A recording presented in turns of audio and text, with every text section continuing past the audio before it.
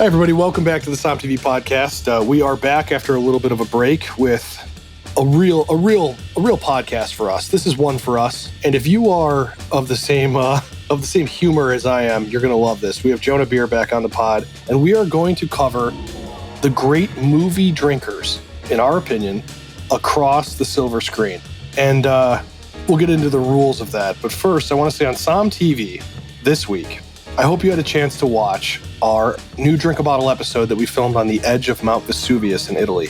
This is probably one of the craziest damn things we have done ever, really. We were granted permission, as far as I'm aware, the very first time this has ever happened, to film on the actual edge of the caldera of Vesuvius. And the people who are in it drink a bottle of a wine that is from a grape almost extinct, grows only on the edge of this particular volcano. It's a tremendously strange, wonderful, and dangerous episode that I hope you caught. If you do not have SOMM TV, go to sommtv.com, subscribe. It's $49.99 for an entire year, guys. We're killing ourselves here for you. All right? Anyway, sommtv.com and go check out that episode. Jonah, how are you? Are you excited to be back on the SOMM TV podcast? I don't think that any human could be more excited to be back on any podcast than to be back here with you. But most importantly, because we're not talking about anything douchey like soil, we're back to talk about the one thing that we talk about 99% of our lives, movies we love and the characters we love in them. I think that you and I probably spend more of our lives talking about it and thinking that we're those characters than almost anything else that we do. So I'm thrilled to be back. Thanks for having me back. Oh, it's so great. I mean, the idea from this came from, well, if anybody listens to this pod, and I assume you do if you're listening to this, knows that Jonah and I have done several movie-related podcasts. This is one for us. Look, we just love talking about this stuff. And the thought is there are all of these people who sort of define what it means to drink for different reasons, good or bad, in movies. And so our thought was to put together a list, and we'll show our age probably with our picks here, but to put together a list of who we think are the great representations of drinking in movies. And so we each picked 5 characters from 5 movies, and we're going to go at it. I think that I want to say really fast, Jonah, before we get into this, look, alcohol is a serious thing. We are not trying to glorify doing what some of these people do. And in the case of time, I am. Jonah is, but I am not. I would say that in the case of at least one of these characters, and really all of them, don't drink like this. It's just the matter of a lot of these people inspired trends. They're hilarious characters. They are based on fiction. So please be safe when you drink. That being said, I can't wait to talk about this. Nicely done. With that caveat filed. Hey, and I would say though, like I take a little umbrage with the idea that it's our age that defines kind of our grouping here, because rated R movies were just better in the 80s and like early 90s, right? Like they're just not the same anymore. So I feel like, to find some of these great characters, that, there's a bit of it to say like, yeah, there was a time when a rated R movie was a little bit. I was reading a thing about like the anniversary of the movie Porky's, and like what a movie Porky's. You cannot make today. You couldn't even show the trailer for Porky's today. First, all right. If we're going to start with Porky's, this thing's going to go right off the rails. I love this. I think too. Not to sound like an old man here, but for the most part, movies as a whole, guys. I'm not trying to make our 22-year-olds upset here, are not as good as they used to be. I'm sorry, it's just a fact. We're in a down decade at the moment. It's going to get back up, and we're going to be fine.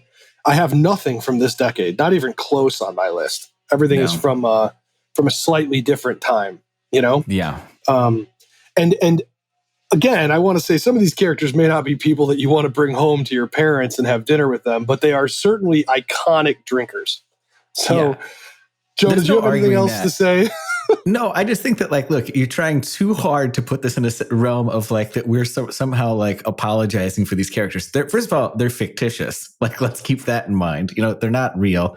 And two, it's about the fact that like this was one of the characters on your list is not fictitious, actually existed, and probably drank just as much as they do in this film. That's true. Anywho, actually, two of your characters are real people. Oh, anyways, okay. We'll get to that. We'll get to that. We'll get to that. Well, let's dive in. Let's dive into this sucker. Enough of the caveats. All right, enough caveats. So this is not in any kind of an order. We have Right. one character that overlapped on our great Hollywood movie drinkers list, and that person we will get to when we get to. Yep. Why don't you start and name your first drinker? Okay, first drinker for me, and this one is, kind of all five of mine, Jason. When we were texting about this, I was thinking about like the different versions of a drinker, and so this was to me the one that made me want to be a bartender. This was the movie and the character that made me think that, this Mennonite kid from Indiana, that like, hey, this is actually a great quote unquote profession, right? That like I could do this. And it is Doug Coughlin from Cocktail. Coughlin's Law? Douglas Coughlin. Logical negatives. Flourished in the last part of the 20th century. Propounded a set of laws that the world generally ignored. To its detriment. Me. Ever work behind the bar? My uncle's in the business. You know how to make a red eye, Mr. What's your name? Brian Flanagan. No, I'm sorry I haven't had the pleasure as yet. What about a vodka martini with a Pernod float? I'm a fast learner. And it is Coughlin's Laws all day long. As he put it, and I remembered this line ever since I heard it, and I repeated it 1,000 times, was that the bartender is the aristocrat of the working class. And man, come on, you can't argue with that one. I would never argue with this. I mean, Cocktail was a movie that, it's one of these movies that is incredibly, look, I'll just be honest, it's incredibly flawed and it's also incredibly perfect. It is a Tom Cruise film that defies all Tom Cruise logic possible. It's a perfect Tom Cruise movie, and yet it's this weird outlier. It's about a bartender, and I would be honest, nobody in this movie is a particularly good person. It is an incredibly rewatchable movie. I love it. Yeah, there's not a lot of redemption going on in here, but like there's so many like just little things about it. First of all, it introduced us to flair bartending, as they called it, flair tending. Like, so like throwing bottles all around and stuff. Like it's Elizabeth Shue, right? Is his romantic interest in the movie? Elizabeth Shue, who is drop dead, stunningly gorgeous, and he completely wrongs her in the film, which is just so. I still have never forgiven Tom Cruise's character for how he treats her. But yeah, it's Elizabeth Shue. He's terrible. Yep. He's so obsessed with money and everything's kind of. But like then you've got Coughlin, right?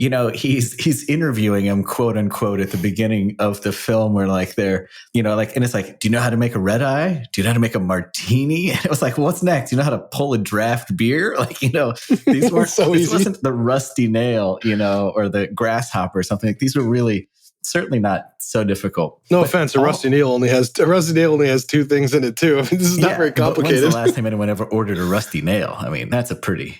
I don't know. I think that's a bygone drink, but a delicious one nonetheless. At the end of the night. Well, we'll leave that one with you. But then the whole like they go to work for that stupid like hip like 1980s bar that couldn't have been more of an 80s bar called the Cell Block. Yeah, it's like a prison. First of all, okay, we should. I feel like a lot of our listeners, I'm not sure if a lot of you have seen a movie called Cocktail. I'm just going to take one step back and say this movie was such a phenomenon. It changed bartending forever. I mean, Jonah is he's very impressionable. Growing up a Mennonite, he became a bartender because of this movie. I was a bartender because I had to, and I had no other profession that would take me. And bartended for quite a long time. But I will say this is the movie that made me attempt to do flary stuff. I worked at a pretty nice place. I'm going to tell a quick story. Please do. The whole, you toss the shaker up, you toss the bottles up. And in most cases, like, it doesn't matter at all about the actual drink. In fact, in some cases, you toss stuff around that doesn't even end up in the drink. But I had a bottle of grenadine one time, and we had all of our like things that go in cocktails, like grenadine, like lime juice, in these special elongated special things. They weren't in like the actual plastic containers that they came in at the bar, Citrus City Grill in Orange, California, where I was bartending during film school. That is just, by the way, the best name for a bartender. I mean, Citrus City Grill. Oh yeah, it was Orange. All right. Really original. To note the brilliance of the name. All right, continue. So I tossed this behind my back, talking to people to be funny, and I had a pretty full bar. I was holding court as I did, and I missed it, and it fell flat and hit the bottom on the ground behind the bar. And what happened was grenadine shot out. And I turned my head and looked, and the 12 people sitting at my bar had a red stripe across all of their chests, every single one of them. And I did this move because of the movie Cocktail, and it was a freaking disaster for me. I mean, it was terrible. I this poor woman with this white shirt had a red grenadine stripe. It just perfectly hit. So I wouldn't recommend flare bartending to anybody. I mean, it kind of came and went as fast as the movie Cocktail did, like the trend for flare bartending. But I only had one equally good, which is where I was throwing bottles like he does in the movie left to right, like you throw it and then you pour it and I throw it back and I was going to drop it in the well. And I broke the bottle into the ice, which you know what that means. You got to burn the ice. Oh then, right? my So God. You got to bring all the hot water. Yeah. And you're always busy. And whoever's bartending with you hates your guts and wants you to die 1,000 deaths because that is the worst thing to happen. Yeah, having to burn the ice because I thought I was Tom Cruise in the movie Cocktail is kind of where, that's why he's not on my list, by the way, but it's Coughlin. Because I think Coughlin was a better drinker. They wagered a bottle of Louis Trey. It's like, that's like when I first learned like what expensive cognac was, It's all about using the aristocrat nature of the bartender. And so Coughlin and Coughlin's Laws, of which there are so many good little snippets. And for your mom, who's probably seen the movie. My mom has seen Cocktail. Not, but he had so many good one-liners. They were called the Coughlin's Laws. And it was drink or be gone. That was a good one. I always love that one. And this was actually something that I took into my bartending days. Never show surprise, never lose your cool. And I don't know why I took that advice from this terrible half Kiwi, half Scottish actor. That accent. I don't know what this accent. Everybody needs to watch Cocktail. If you have not seen Cocktail, and I would assume if the only reason you haven't seen it is because you're just younger and it sort of you miss the zeitgeist. Yeah, go and watch it. Cocktail is one of those movies that your mouth will be wide open the whole time you're watching it, thinking, "How the hell is this a movie? How did this happen?" And yet you will also find yourself quoting Coughlin's Law, this character that Jonah picked as our first drinker. It sounds obscure, but this movie made hundreds of millions of dollars. It's not obscure. No, it's not obscure. And I think that and it's so captured that moment in the 80s, right? There's no, it had the whole Reagan era go-go, it's all about money kind of atmosphere, lots of drugs and big shoulder pads on the women, just outfits that were outrageous, big hair. And then there's poor Elizabeth Shue just thinking to herself, how the hell did I get into this mess? But hey, there it was. She got to act alongside Tom Cruise. So I figure that's a good one. Yeah, I don't think the women in that film get a fair shake. That movie is yikes. All right. Anyways, Cocktail, you should all give it a shot because all that flair bartending, if you've ever seen it somewhere in Vegas or wherever you've gone, all that bullshit starts and stops with the movie Cocktail. Yeah. All right. That's why that's an important pick. And Coughlin, oh boy, what a character. All right. So my number 5 is none other than somebody I've mentioned a million times. I could watch this movie 100 times and I could start it again. It is Quint from the movie Jaws. Yeah, there you go. Hey, Chief, you try this. Made it myself. Pretty good stuff. Thanks. Here's to swimming with bow-legged women. So here's the thing. Robert Shaw, this character, this person who was an actual character in real life, he's famous for movies like The Sting and A Man for All Seasons. And he was larger than life. And from everything I understand about Robert Shaw, he could drink his weight by 10 a.m., which is not a quality I recommend, kids. But his character in Jaws constantly is drinking what I would imagine is probably like Schlitz beer. And it's, he's smashing them up in his hands and he's challenging everybody to drinking contests. And he is a character that, the lore of Jaws is now so deep that there's the USS Indianapolis speech. And that USS Indianapolis speech is so famous. It's famous as being one of the most famous monologues in the history of film. Came about very strangely. No one's completely sure who the writer is. It's probably John Milius, but the truth of the matter with that is he tried to do it one time and he was so drunk apparently on the night before that Steven Spielberg was going to cut it out. And the next day he was so apologetic and said, please let me redo it. And so, they redid it and the rest is history. But the reason I'm picking Quint is because he just drinks through the entire film. And I'm sorry to say, I don't know that this is actually acting.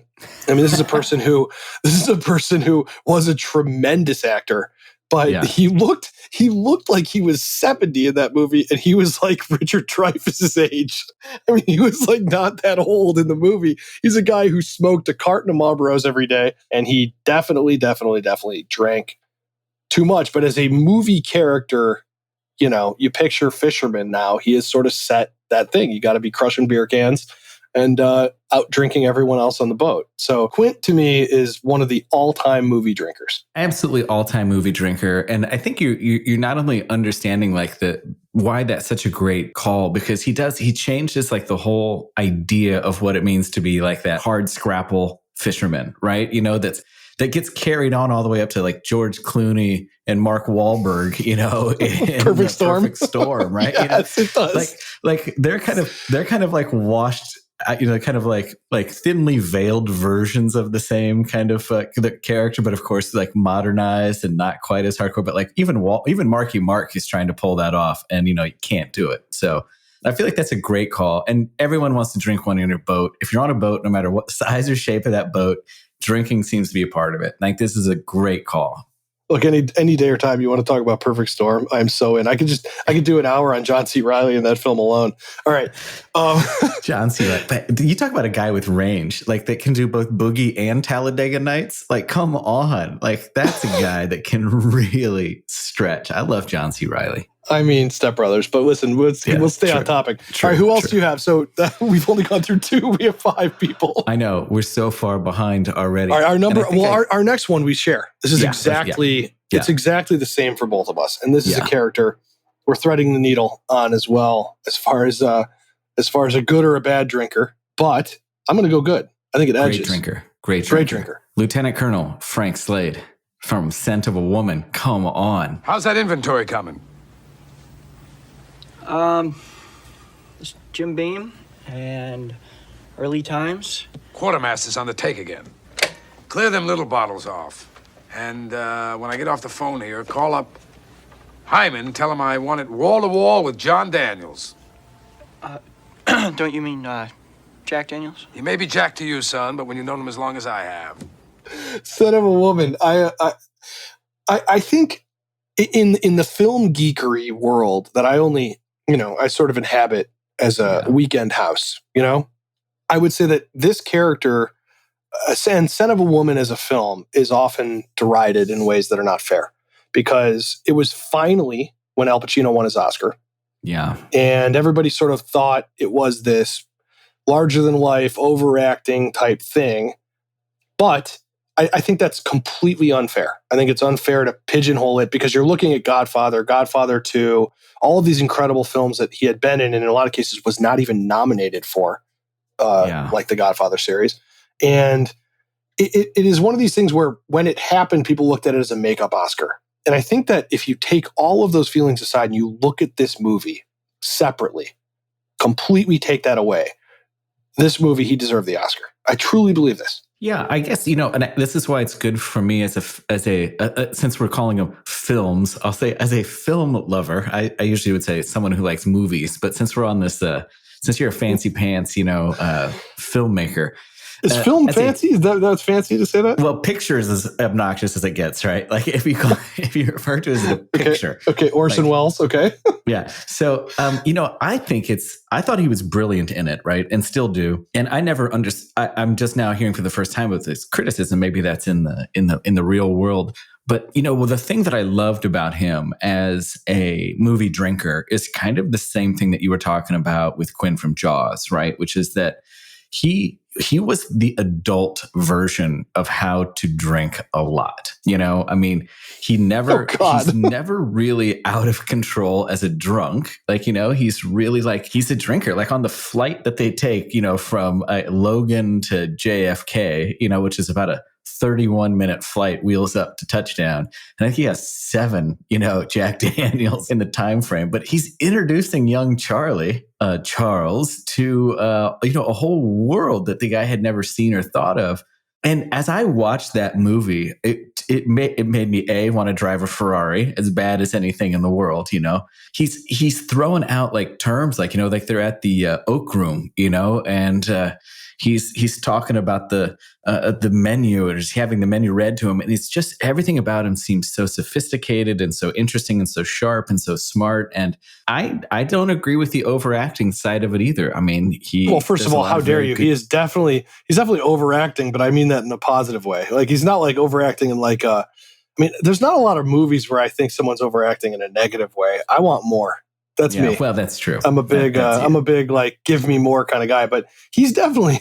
I mean, Al Pacino, the whole like hoo-ah, like all the insane like, he's got 2 volumes. One is like slightly whispering, and then the other is like sound guy is trying to figure out how to adjust his recorder. Right. He's trying to record Paul Giamatti in Billions. It's like everything's on super whisper until it's very loud. I can see those things, but I can also think about like the scene where they dance the tango, right? And like it's an amazing scene. It's totally preposterous, but it's an amazing scene. Only second to him driving the Ferrari. No, that's brilliant preposterous too, right? All of it's preposterous. Give me some dimensions on the floor, and then he's just like able to move around with this woman. I mean, first of all, that film is not only just like a drinker's film, because he's one of the first people that I watched who cared about American whiskey in a film. Yeah, true. There's like a perfect reverence for just being like, yeah, I'm a high functioning alcoholic and I don't mind it. And I think there's a lot to be said in a positive way for that. Listen, you can want to be woke all you want. It's your podcast. I'm not trying to be woke. I'm just trying to say, like, in today's world, it's not like they didn't even have Uber then. Okay, it's like this guy was blind. This guy was a blind alcoholic who faked his way into a Ferrari and drove it around on a test drive. But I'm not being woke. I'm saying you got to be careful here. No, I think that they had a limo driver the entire time, right? Manny was his name, and let's not forget him. He's the one that found the great prostitute for him. Like, there was so much to the Jonah Beer from Indiana who used this film as like a way of thinking about like what's the world really like if you're like if you're really worldly, I mean, everything about it. That's, he's talking about him and his buddy that got thrown out of like Fort Bragg or wherever they were. And one was drinking Sea Breezes and one was drinking, and they had like 7 drinks before they went on to like hand grenade school. Like, I just think that he's a brilliant drinker. He's a brilliant character and a brilliant. Trying to figure out, is that a commentary on our military or drinking, or what is that a commentary on? Nervous. I think maybe Fort Benning has loose rules when it comes to the officers' mess, but I will say it was like, hey, he drunk no more than they did on MASH, I mean, so if we're talking about military drunks, like anybody listening who's seen SOMM 3, we tempt SOMM 3 with the music, Thomas Newman's score from Son of a Woman. Son of a Woman actually is one of my favorite films and favorite films to watch. I don't mean like I think it's the best movie ever made, but it is one of my films that it cheers me up. It brings me to a good place and makes me realize I wish my parents had put me in a better school and worked harder, when I watch it. Right. Sharpshooter boy. I mean, there's just so much about it. Give me some of that prep school palaver. Why don't you there, Jason? Oh, we're so bad. We're only through 2 of our picks out of 5. I hope you guys love movies. Okay. Let me go with my next one. All right. So this is a movie to say I love, to say I've watched 1,000 times, and I mean literally 1,000 times. I mean, people say that with hyperbole. I've watched this movie 1,000 times, and I will watch it 1,000 times more. This movie changed. It came out when I was about to enter college, and it changed the concept of what people would drink at a college party. There was Harry Buffalo's, there was beer, there was kegs, there was whatever the hell you would drink out of some bathtub garbage. And then there were the people who saw The Big Lebowski. Oh, man. Are you employed, Mr. Lebowski? Wait, let me explain something to you. I am not Mr. Lebowski. You're Mr. Lebowski. I'm the dude. So that's what you call me, that or his dudeness or duder or, El Duderino if you're not into the whole brevity thing. I just want to say something. Look, the dude in The Big Lebowski, there's an argument as to whether he's a drinker or a stoner. And I would say to you, both is probably pretty accurate, but I would say sometimes there's a man. Okay. I would say that the what he did for the White Russian, the Caucasian, as he calls it, you can't overstate how amazing it is for a drink like the White Russian to become a thing that 21-year-olds are like going into bars and saying, I'll have a Caucasian. And I mean like in a big way. Kahlua sat on a shelf for 35 years in every single bar in America and nobody touched it. And it was all solidified and basically like barely liquid anymore. And then this movie comes along and it turned the White Russian into the coolest drink you've ever seen. And you were able to drink it in your bathrobe and it was fine. I mean, listen, you're not missing the point, which is great, is that he definitely, like, Galliano was sitting next to it on the shelf and crusty and no one had touched it in forever. You know, you had a handful of those bottles. I will give you all that. But a bunch of 21-year-olds drinking dairy-based alcohol is just the worst kind of drunk you can possibly be. Like, that is not possibly true. There is so much worse kind of drunk. I promise you, Jonah. You grew up Mennonite. You don't understand.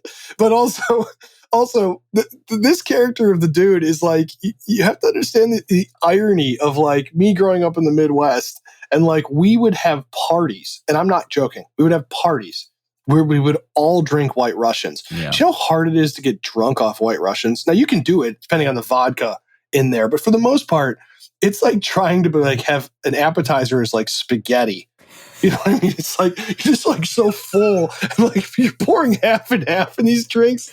It's like, I just can't even tell you, like, the only time on earth I would ever want this drink is while I'm watching this movie, which I watch all the time. It's a perfect movie. It's perfect. It's like constructed by the hand of God. I don't think that I could cast any stones at the film itself. It is a great film, and he's one of the great characters, right? Like there's like the dude abides. We all like it's overquoted, it's overdone. I think it's also brilliant the way that it does, you know, it weaves in the whole, like, you know, is that Flea, I think, from like the Red Hot Chili Peppers that's in there, right? Like the Jan Lebowski. Yeah. Yes, definitely. Like, there's so much good to it, right? Like I'll give it to you. I just can't imagine a worse drink to drink at a college party than a White Russian. So I'm kind of glad that was that one hit you pretty good back in your home state, because man, that's brutal. I just think every single time he walks into any location, first thing he asks is, can I have a drink? Or he, like, where's the bar or whatever. He makes a White Russian and he barely ever finishes it ever. He's always like tossed into a limo. He spills. He's like, hey man, you got a beverage here. I think that it can't be overstated how important media and films are to making people go, like the power of suggestion. I saw it with SOMM. I mean, people were just like, you know, they'll drink stuff because you just mention it. And I don't mean that people are like, follow stuff. I just mean I do the same thing. You get suggested, you think like, hey, I haven't had that in a while, so you try it. And if I was to watch Big Lebowski right now, I don't smoke, but I would definitely.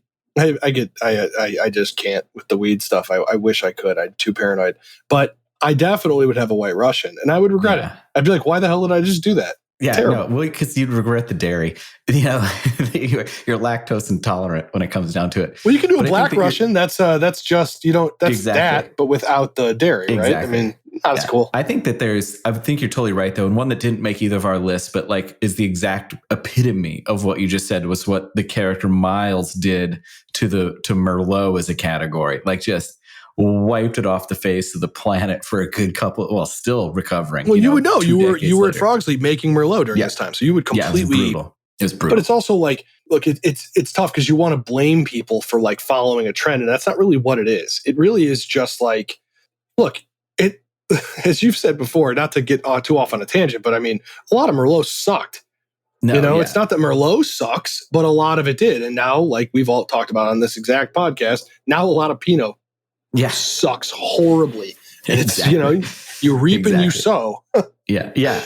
That's true. That's true. All right. Who's your next? I'm going to do a transition here and this might be out of the order that we said earlier, but key to the Big Lebowski, though, is Sam Elliott, right? Definitely. As an actor and as a character. Let me get one of those Sioux City sarsaparillas. That's right. Exactly. He doesn't drink alcohol. That's great. And he pops up in my next guy. He pops up in the film, and it is a part of the film that I'm going to go with next on my list.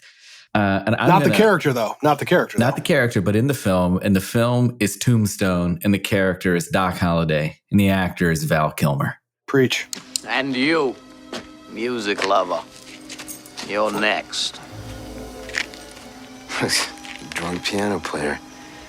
You're so drunk you can't hit nothing. In fact, you're probably seeing double. I have 2 guns, one for each of you. And I just don't think that. And look, this is kind of the sad. This is like, he's got tuberculosis too, right? So it's not just the booze that's doing him in, but like certainly in this movie, to me, this was kind of like where like the cautionary tale version of where Al Pacino's character might have been headed if he was in the I Old like West. that you have a whole arc with your choices. Like you're calling me woke, but you are increasingly picking characters that move from like, hey, it's fun to drink, and then here's the repercussions of the process. Anyways. But yet watching him in this is like the best pleasure of all. Like, he's such a good drunk. He's got that little pewter cup that he's like spins on his finger one time, like when the guy, his nemesis is trying to like challenge him. Johnny Ringo. Yes, that's right, Johnny Ringo, and he spins those little pewter cup around his finger, and to me, I'm like, it's just so brilliant. Of course, to me, it's Val Kilmer's greatest role, greatest character. Iceman's close second, but this is really it, man. Like, and he's such a great drinker. I don't particularly like the movie The Doors. Yeah. Oliver Stone's, but I would say that he is unbelievable in it. Val Kilmer was not nominated for an Oscar for either The Doors or for playing this character in Tombstone. And I think that you're right. This character in Tombstone playing Doc Holliday is probably, look, if the Oscars were like redone, which I wish, and everyone that follows the Oscars, which don't matter, by the way, fuck the Oscars. But like if the Oscars did matter, you would redo them and this character would absolutely, probably not just, I would have to look up what year, but at least be nominated, without a doubt. Tombstone is one of these movies that on its surface level, it probably has it's a candidate for one of the best casts in any film ever. And you put all of those people, Kurt Russell batting 1,000, you have like Sam Elliott throwing 105 miles an hour. You've got all of these people just at the peak of everything. And yet Doc Holliday, this character, is owning everyone in the movie. Owning. Steals everything every time. Like, and you've got someone like Billy Bob Thornton, who just is so great at his character and so well cast. And then, what am I playing poker with my brother's kids? First of all, it's my retard guys. nephew. I'm sorry, everybody listening to this. I told you this is a podcast for us. This episode's for us. Okay, keep going, Jonah. But I think that there's like what I love about him as a drinker too, as a character, is he shows like that, like you still answer the bell, right? Like you always step up and you always rise to the occasion. And when he pulls his shit together and gets out there and fights Johnny Ringo instead of letting Kurt Russell's character get there and get his head blown off, right? And just walking out of the shadow with the Amiel Huckleberry and his face just so sweaty, sweaty and white. And like, we've all had those mornings where you wake up going, oh, this is going to be a bad morning. I should not have done that last night. And he just gets up Tuesday. And great character, great drinker, funny, smart, never loses a beat. And then when he's, he finally gives into the tuberculosis and he looks down and he's got doesn't have his boots on and he's dying with his boots off. And it was just like that he even has one last quip and you're just thinking, God, what a brilliantly done character. Great film all the way around. I can watch it all the time, much to my wife's chagrin. Sarah hates the fact that I love this movie so much because I can pick it up halfway and I'm diving right back in. No, it's great. And he's another character that just drinks throughout the entire film. And again, children, as I'm woke, definitely do not drink Dad. Like Doc. Thanks, Dad. Thanks, Dad. Jesus, I didn't know I was on the all pansy ass podcast. I will also say there is definitely like this thing in the Old West, especially like presented by like movies that are recent Westerns, where it's like the way you drink whiskey is just basically always. It's just amazing. If you're sitting down, you're always drinking whiskey. I don't know how it's possible. Best, and I think that's why you got to watch Deadwood. If you think Tombstone takes it too far, watch the Deadwood series on HBO and you'll see what real drinking was like. Deadwood's fantastic. My 5-year-old daughter's a big fan. We really liked season 2. She's brilliant. It's good stuff. Yeah, she's really smart. Okay, who's next on your list? Next I have, this is kind of, I feel like this is a total cheat because this character is like played by a bunch of different actors. but it's James Bond. Yeah. And I'm going to take the James Bond from Casino Royale. Dry martini. Oui, monsieur. Wait. 3 measures of Gordon's, 1 of vodka, half a measure of quinoa lily. Shake it over rice, and then add a thin slice of lemon peel. Yes, sir. You know, I'll have one of those. So will I. It's not that late. Okay, hold on. So wait, your epitome of the drinker James Bond is the Daniel Craig Casino Royale? I'm going to take that one because I feel like that particular character actually knows about drinking. Whereas in the previous movies, they drink 5 times as much and they don't actually know about alcohol. So the reason I'm taking that particular James Bond is just because of the fact that they seem to actually have an idea about what goes in a drink and not just like some kind of a line and drinking 10 times more. I mean, James Bond is the ultimate functioning alcoholic. This is a character that for some reason can stand on the top of a moving vehicle while a sniper takes shots at them after having multiple drinks at breakfast. And I don't quite understand how that's possible. And probably it's because I just don't work hard enough. It's really and shoot someone with a Walther PPK from 900 yards away. You know, I mean, with barely taking aim. You know, for sure. But I would say though that the only reason I'm questioning that one, not questioning, but the only challenge I would throw to that was like that's the movie though too, where like he orders a martini and the bartender says, "Would you like that shaken or stirred?" And he says, "Do you think I give a shit?" or something to that nature. You know, like. He's but that's done for comedic effect. You know, it's like Ben, because that's a classic situation, and he's in a situation where he needs a drink. And I get it, but I just thought like, okay, all right, I could have gone with maybe more. Obviously, Sean Connery's a good version of it, or Roger Moore. I thought Roger Moore always did I always thought his Bonds were always good, polished, put together drinkers. You know, and putting them down pretty fast. Here's my reason for picking the most recent Bond. I believe he's acting. Daniel Craig looks like a person. He had to quit smoking to play Bond. He's commonly talked about how much he hated playing Bond because of how all-encompassing it is on your life to be this character. I believe that he is probably not drinking in his spare time because of how, you know, at his age, he's got to be like bounce a quarter off of his stomach kind of like shape. And like, I'm not even close to, I'm younger than that. And I'll tell you right now, you bounce a beach ball off of me right now, it's a problem. Barely. So like, the reason I say this is I think he was acting. I think he is actually acting as a drinker, whereas Roger Moore and Sean Connery are not acting. They are just not. I already gave my one non-actor award, which went to Quint, Robert Shaw. And I think I'm taking the recent Bond because I think he's an actual actor. Okay, I'll give it to you. I'll give it to you.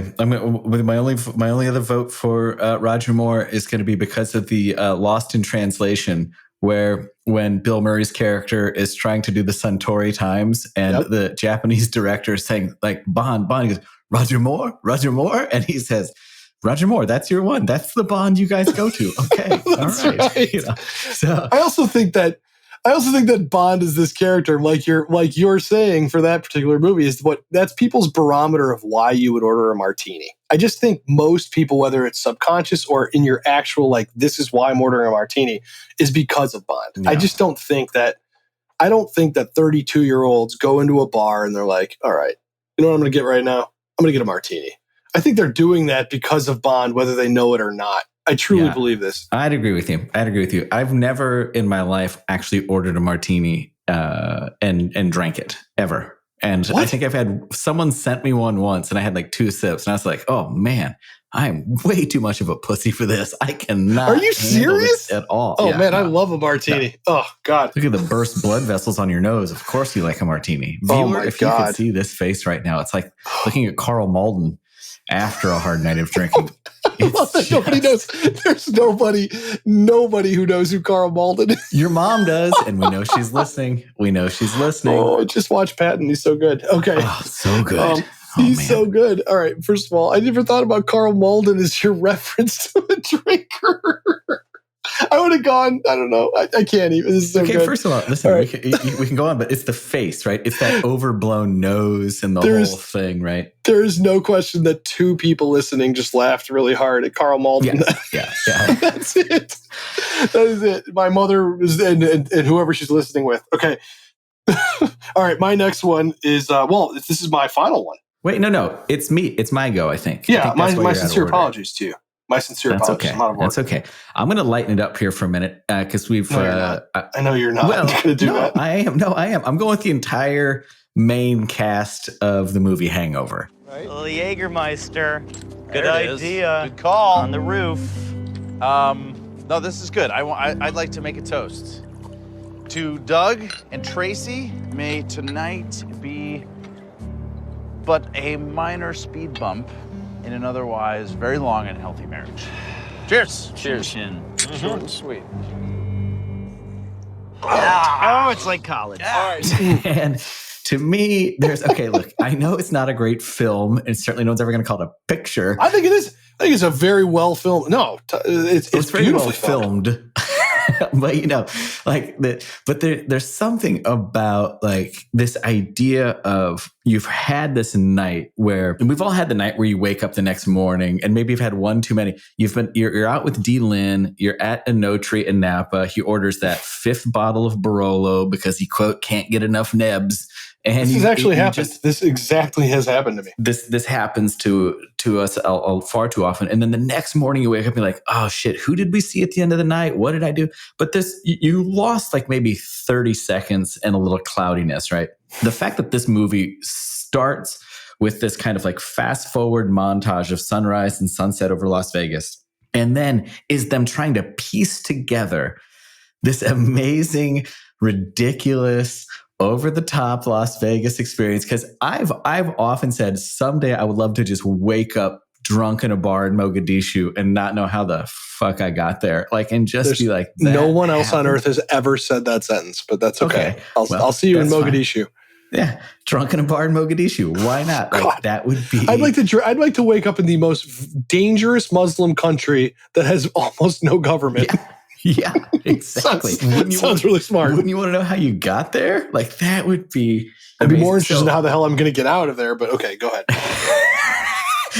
You've really turned into dad mode on this podcast. Now you're I'm sorry. Is just the station wagon need an oil change? Okay, I love how you're not like your argument's not like I get to stay out till 3 a.m. It's waking up in Mogadishu drunk. That's not dad mode. That's like literally we have to call the State Department. We have a serious extraction. Yes, and that's what I'm saying. Like, there's something about these characters and this movie kind of took this and was for me the first time I ever everyone's ever displayed it in this way, right? Like, you're getting punched by Mike Tyson. You've got to try to return a tiger. Like, there's so much about it. It's the fantasy fun version of being blotto wasted, right? And before you go on one of your caveats, yes, don't steal a cop car, don't drive on the sidewalk. Yes, I agree, Jason, we shouldn't do these things in real life. But as a movie goes, you've got Bradley Cooper. I'm the bastion of like behaving yourself now. Well, just apparently just today and just between the two of us. That's fair. But Bradley Cooper looks amazing. Like, he's fabulous as always, right? And you got Zach Galifianakis at one of his best in this whole thing. Like, I gotta say, I'm gonna give it to all those characters, except for the idiot that gets locked on the roof and they're looking for the whole time. That character we could do without. All the other guys, Stu included, like, I think are just it's a great movie drinkers. They're great movie drinkers. Not to rain on your pick, but don't they have this problem not because of alcohol, but because of like they get roofied or something? I mean, yeah, they get self-roofied by Zach Galifianakis, right? So, but like, it's because they're doing the shots of Jaeger on the roof. Like, that's where he hides the. And we both know you cannot taste anything through Jägermeister. Jägermeister will cover everything, and I think that's the true lesson, children. Watch out for Jägermeister. Oh my God. That's did you think this was a PSA version of your podcast? No. We are like picking representations of drinkers in movies. Nope. This is and that's a good outside of a documentary where you see people drink for real, there's no real representation of drinking in a narrative. So this is good. I take it. It's good. All right, mine. I think I'm just imagining like did Jägermeister sales like go through the roof from this movie? I don't know what to say about this. Well, roofie sales went up. Roofie sales were off the charts, man. Oh, too soon. Rooflin, you couldn't get enough. Oh God, there's soon. How old is this movie? I don't know. It's pretty old. It would not. You talk about movies that could probably have a hard time getting made in their current state, that movie might have a tough time. It did have a tough time, but I think with the star power, with just Bradley Cooper, Ed Helms, and Zach Galifianakis, you could probably get almost anything made nowadays. That's true. That's true. Yeah. Yeah. I'm not going to litigate this film because I think it's hilarious. That's All right. true. Why don't we do your final one? Let's do your final one really fast because I think it's.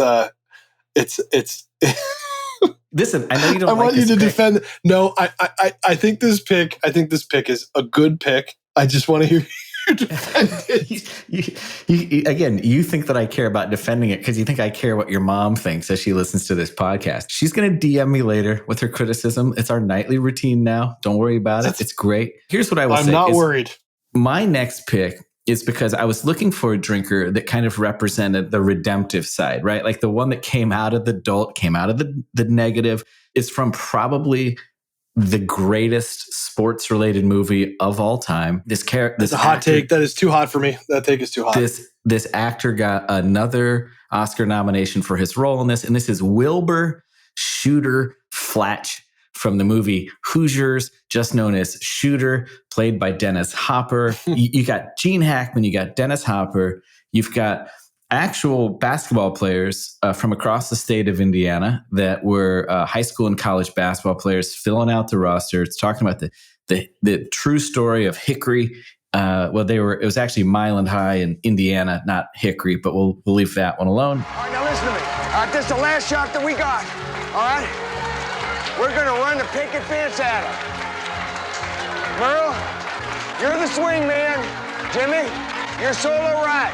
All right, Merle should be open swinging around the end of that fence. Now, boys, don't get caught watching the paint dry. You've got this character who gets redemption because of, he's like the town drunk, right? Like he's the kind of a caricature of the town drunk, like from the Andy Griffith Show where like you unlock the cell yourself and let yourself in and everybody just knows you're the town drunk. And he's kind of that character and he's embarrassing his son. And then Gene Hackman gives him this shot to be his assistant coach because he knows more about basketball, about Indiana basketball than anybody. And he gets total redemption. And then he dries himself out at the end of the movie. Like he's kicked the bottle and he's celebrating the big win with everybody. And I just think Shooter's a great character. If you, as someone that's been claiming about the evils of alcohol this entire pod, he's the perfect example for you. You should be championing my choice here because he comes out and he makes it very clear that alcohol, kids, is a bad thing. Don't let it get a hold of you, or you'll end up like old Shooter. Yeah, I think being from the Midwest myself, like you, there's too many shooters in my in my past this movie is first of all the same director did a film called Rudy, and if you follow me on Twitter, you know that I'm a huge Rudy fan. That's a weird sentence, but it's true. I love Hoosiers. I think it is one of the great sports movies. I do not think it is the greatest sports movie. That is something we can litigate. Are you going to put Rudy above this, I assume? I would. Okay. But I think I would also, there's a lot of people who would argue that with me, but I think it's a sports, if you're a basketball guy or a football person, that's true. But I do think that Gene Hackman, it's one of his absolute great roles. And I think that it is absolutely Dennis Hopper. You have to look where Dennis Hopper was at the time of that career. I think that he's better in Blue Velvet. And this is a real hot take. Blue Velvet is a film that is a hard watch. It is a masterpiece. It is one of David Lynch's best films. Kyle MacLachlan's incredible in it. Winemaker, great stuff. But that movie was too hard for the Academy. Yeah. And so Hoosiers came along, and here's this character that, by the way, should have been nominated for both of these movies. But I think he won. He won for Hoosiers, didn't he? I don't know if he won or not. We'll have to check that. And he was nominated. Sure. No, he was nominated. Yeah. And so, but I think he was nominated because he wasn't nominated for Blue Velvet. He should have been nominated for both. But Hopper is a character as a person. We talk about whether or not people are acting, in these roles. And I'm not entirely sure. No offense to Hopper's, next of kin or anything like that. The memory of Dennis Hopper. I'm not entirely sure that he was acting as an alcoholic. I think that Dennis Hopper, if you've ever seen, I am a big fan. If you've ever seen Apocalypse Now and you watch that role, I'm not sure he's acting in that film as the reporter, the photojournalist. If you've ever seen a movie if you want to go real deep on Dennis Hopper, you watch a film called The Last Movie, which is what he made after Easy Rider. And he went down to Peru with all the money in the world and made a film that's literally called The Last Movie. And it is one of the all-time insane. You might as I don't. You don't ever have to do acid or any kind of psychedelic drug. You watch this film and watch somebody basically. It doesn't get enough credit for really being a huge destructor of the Hollywood studio system. It was a lot of money and it was a disaster. Oh man. Nobody talks about this film, but he was in a big hole. And so if it wasn't for Hoosiers and Blue Velvet, David Lynch doing that, but Hoosiers was his real, like you talk about a comeback. Oh, yeah. Hoosiers was a movie where he came back from the real high of Easy Rider, which signaled this auteur-driven new kind of Hollywood thing. And it's been written about over and over and over again. But what happened with Hoosiers is he actually came back as an actor. And you have things like, he worked in Tony Scott films and he worked in a number of things. And we sort of looked at him in his later career as somebody who could play someone's dad, somebody who could, look at him in True Romance. Yeah. You could look at this guy who is like he was an acceptable character actor. And I think that there's this memory lapse of when he went down hard, had a lot of money, drugs, real drugs were flowing through Hollywood in a big way. And I'm not talking like, cocaine action films in the 80s. I'm talking about serious 70s tough drugs. Yeah. And so this movie's more of it's a comeback in so many different ways. So maybe it's not that he wasn't acting, it's that he was not acting not as an alcoholic, but as a comeback. And that's why this is a really important situation. Is that character clean in the film? Does he try to clean up? I can't. Yeah. Yeah. He has he gets and he goes to back when you'd go to the state hospital to dry out, and right. So Gene Hackman gets him clean a little bit. And then Gene Hackman gets kicked out of a game and he has to coach it and he goes off the wagon again. But at the end of it, he seems to be really on that final path to recovery. And he's got the reconciliation with his son. It's a great character. It's a great arc. I think he plays it brilliantly. And he's just one of the great movie drinkers of all time. There's in my opinion, in the greatest sports movie of all time. And I'm going to give you Rudy's in there. And I'm also going to I'm not saying Rudy's the best sports movie. I'm just saying that same director did it. And Rudy's one of these movies that Rudy's in there. And then so is Breaking Away, by the way. Another Indiana-based movie. I'm in on Breaking Away. Man, we need to do a whole podcast. No, I'm completely in. I love Breaking Away. Breaking Away I am so in on Breaking Away. Nice. Oh my God. I think that, when it comes to the sports stuff, the redemption thing, there's, Ben Affleck was just in a movie called The Way Back, which is a basketball film. And it's honestly, it's really good. It's a movie that's totally unconventional. And it has a lot of shades of the shooter character. That's true. In it. Owes a lot to it. It's modern day. Meaning it's not all white people playing a sport of basketball. Well, Indiana basketball in the 50s, though. Yeah, no, I get it. I get it. It is a weird thing to see today. But Hoosiers is one of those monumental films. And Dennis Hopper was an actor who was a truly great actor. And it's funny to think about this as a movie drinker, but you're absolutely right. I was nervous about you putting this in here because I'm always like, how do we rectify the fact on the SOMM TV podcast, on SOMM TV shows, and all this that we're talking about culture and history, and we're talking. I just got done filming in the Vatican for the fourth SOMM movie, and it's like there's all this majesty around this beverage, but hey, guys, it's alcohol, and every single person listening, I don't care who you are, you've got some attachment to the positives and the negatives of what that means. It just is what it is. Yeah. So I applaud you, Jonah. Thank you very much. You came full circle. Because on the text thread, you were not very encouraging, but I didn't give a shit. I put it in here anyway. I was concerned. And I'm like mother hen nervous. I'm like, I don't want people to think that alcohol could be abused. Oh my God. Anyways. Now it's hilarious. My last pick is absolutely just going to put a total ridiculous punctuation on this. And it is the character of Marion Ravenwood from Indiana Jones. The first Indiana Jones. And if you have not seen this film, I need you to turn this podcast off if you've made it this far and watch Indiana Jones. I can't believe that anybody listening would have not seen this film. In this movie, this is the quote-unquote love interest for Indy and a complicated character, which we will not get into on this podcast. But she is introduced in one of the absolute greatest character introductions I've ever seen in the history of movies, in a bar in what I believe is Nepal, somewhere in the Himalayan mountains. And she is having a drinking contest with a very large man, I guess a Nepalese or some sort of Tibetan Sherpa that's a little bit overweight. Yeah. Yeah, and they are having a drinking contest. And there is just the way she is introduced, where I think she's had 8 to 12 shots already. Right. And there's an entire crowd around and they're wobbling and they're trying to take these shots back to back to back. And this guy is 5 times her weight. I mean, she might be 90 pounds if you had her hold a 20-pound weight. And so this other guy is like this gigantic man, and he takes this last shot and he wobbles and the whole crowd thinks he won, and then he falls flat on his back and she wins.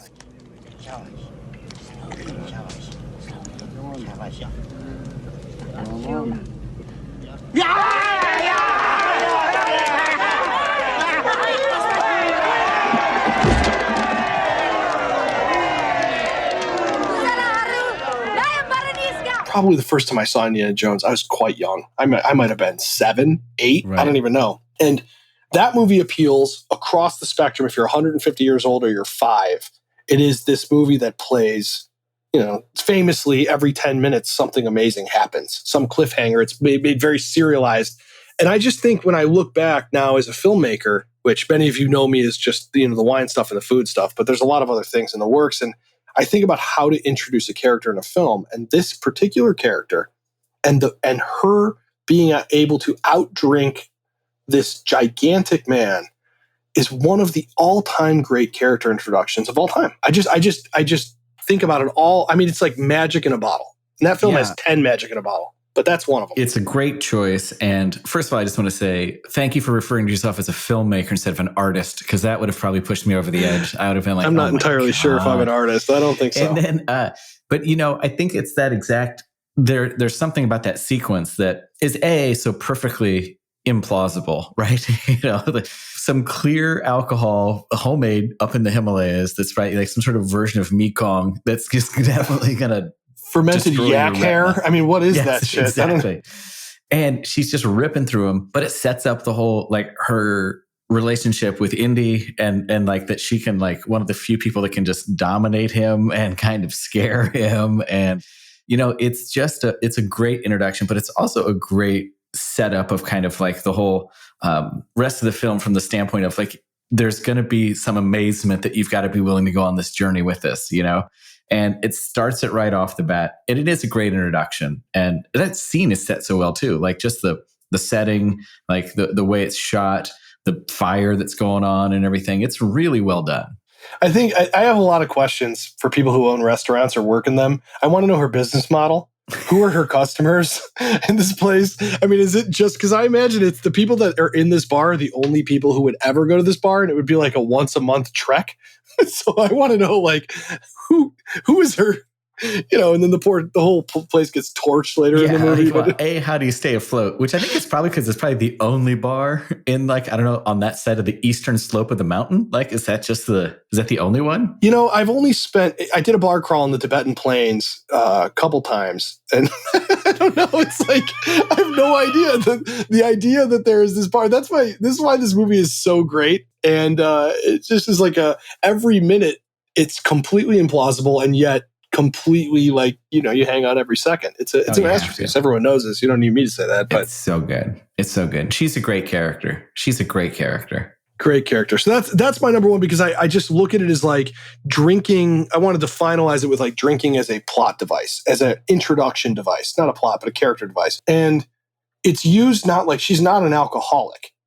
It's used as a sport. Yeah. And this brings it back to like my origin of why I have this podcast. I did SOMM, and SOMM is like this thing where like drinking is a competition, yet we're not allowed to talk about that. It's supposed to be this, I have this certification. It's a competition. Get the hell out of here. And so, like, I just look at her character coming in. I can outdrink anyone, and I never have to drink again in the movie. But you take that the rest of the film, that if any one of these Nazi pricks sat down with her, she could outdrink these Germans with whatever they could I just love this idea. And the more I watch the movie, the more I think that this character of Marion is like the biggest badass ever. because she can drink. That's funny. That's used to that's kind of like a trope that's come back to a lot with in different films and stuff too, right? You know, where like the more you can kind of hold your liquor, like the more badass you are. Like that's kind of that's like a well-known kind of like commonality between the two. Which, as a dad, as you call me, I would say is not something you want to do. Kids, don't do that. That's great. Not thanks true. Again, and thanks for you're really embodying the dad character so much. You've got the dad bod going now too, I do. Which is great. I do. You got the two haircut. dad bods actually going on. Yeah. Your haircut is reminding me like if you were a villain in a 1980s John Hughes film. Like I feel like you're the kind of with that haircut, you're putting someone in a locker and like you're pulling their pants down in the cafeteria. Hopefully not at my age. That'd be really weird. That'd be really uncomfortable. Jonah, it is like every time we do this, I'm filled equally with like thankfulness and regret, and that's where I am right now. Joy and dread. That's what I bring to every podcast. Yeah. Joy ache. You are a good man. Thank you for being on this pod. I appreciate everybody who's made it this far. And if you want more of this kind of stuff, please say yes. We will do more. And this one was for us, and we hope you guys enjoyed. Mom, thank you for listening all the way through. If you do not have SOMM TV, remember, SOMMTV.com. We have lots of great stuff coming. SOMM 4 is coming, which I am freaking out to tell you guys about. My feature film, The Whole Animal, is coming the end of next month, which is a very, very sprawling film that takes a look at the history of food and culture. It's something very special. So go to SOMMTV.com, and we hope you guys are all very safe, and do not do whatever Jonah said on this pod. Okay. It's a good rule. It's a good rule. Hoo-ah! Goodbye, everyone.